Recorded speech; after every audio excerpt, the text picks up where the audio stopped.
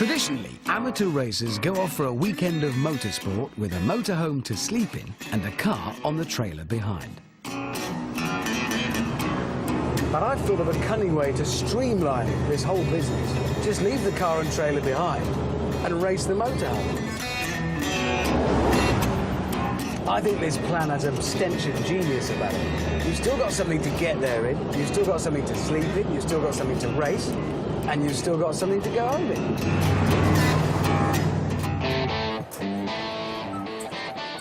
To test this theory, I've come here to Essex Raceway in Essex. Home to banger racing, stock car racing, and from next year, the British round of the Formula One World Championship. This is my motorhome, a Ford Midas. Nice. Now let's meet my fellow competitors and their mobile motorsport racing living quarters. In the Mitsubishi L300, we've got touring car star Matt Neal.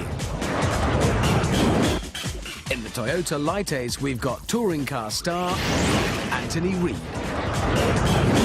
In the Chevrolet, we've got touring car star Tom Chilton. In the left-hand drive Fiat Ducato MV70 Globetrotter, we've got touring car star Matt Jackson.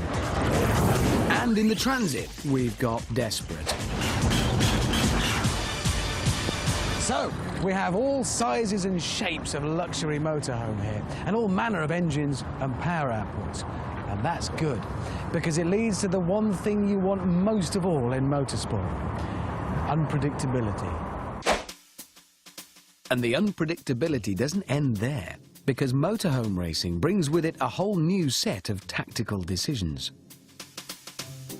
You see, the governing body of motorhome racing states in the official 2007 rulebook that you must prepare your motorhome for racing the night before the race.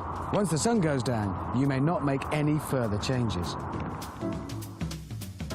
Which leaves you with a dilemma. Do you strip it out and endure a terrible night's sleep that means you're not on form for the race? Or do you leave the luxuries in place and then face having to compete with all the extra weight on board? I went for the strip it all out, have a bad night option. And actually, so did all the other drivers. Well, nearly all. Gravy juice, pan, warm, peas, carrots, add.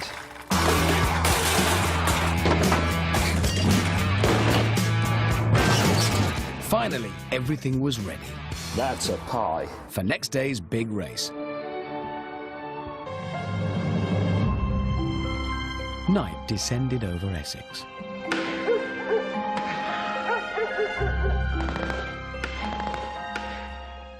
Morning broke over Essex. It was time to celebrate the birth of a new motorsport.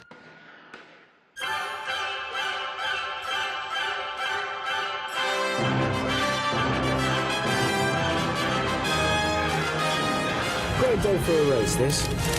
Friday the 13th.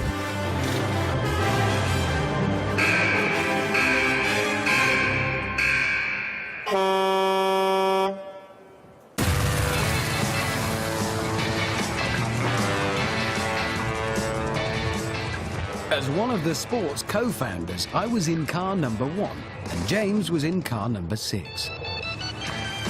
Turn it in, feed it through the apex. There's quite a lot of understeer occurring.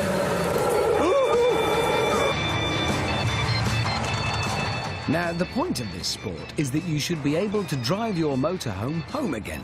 So the rules are simple: 15 laps and no body contact.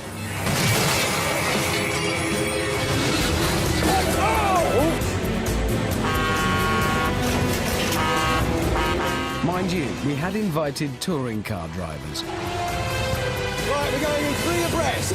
This is going to be a late braking competition. Oh, no! Oh! I've just seen the door of the kitchen unit on the track, and that doesn't happen at Silverstone. James's tactic of a good night's sleep wasn't working out. He was at the back of the field, but he had a plan. Right, the trick, I think, is to take a slow but inside line so that as they get carried away, I can sneak through on the left-hand edge. The little red Toyota had no bulk and no power, but he was plucky, and we respected that for a bit.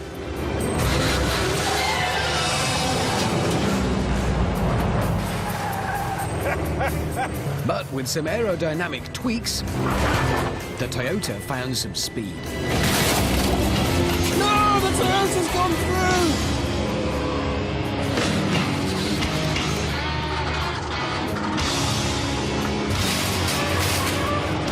Lap 8, and amazingly, James had managed to get lost on an oval.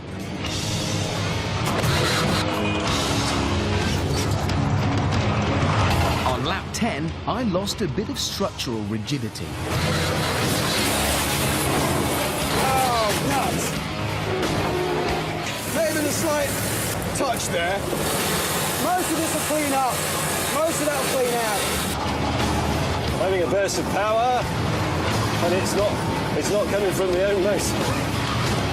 With just 3 laps to go, the red mist descended.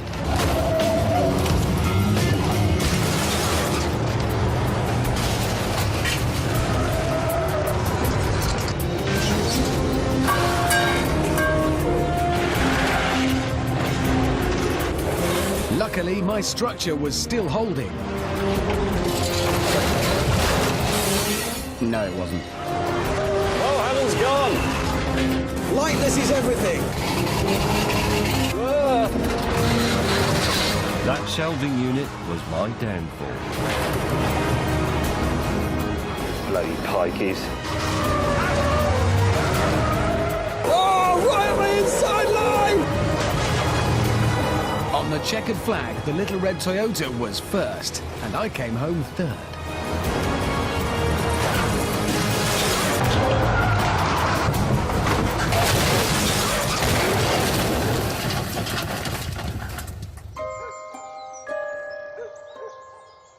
Well, I think the no contact rule needs a bit of a tweak, but we are onto something here.